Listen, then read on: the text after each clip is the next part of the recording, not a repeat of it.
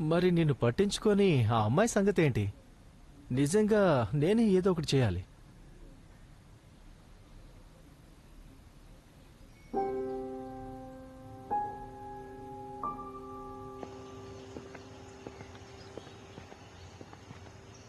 చూడు, ఆ ద్రోహం చేసింది ఎవరై ఉంటారనుకుంటున్నావు? నాకు మనసులో ఒకరి మీద అనుమానం ఉంది. లిన్జింగ్. మరి ఈ అనారోగ్య నాటకం ఎందుకు? నాకు నిజానికి తన వెనకున్న వాళ్ళ గురించి ఎలా అయినా తెలుసుకోవాలి. నేను లేకపోతే తను తప్పకుండా ఏదో ఒక తప్పు చేస్తాడు. లేదు, నాకు అనిపిస్తుంది నీకు టైం కావాలి ఆ 5203 అమ్మాయిని వెతకడానికి.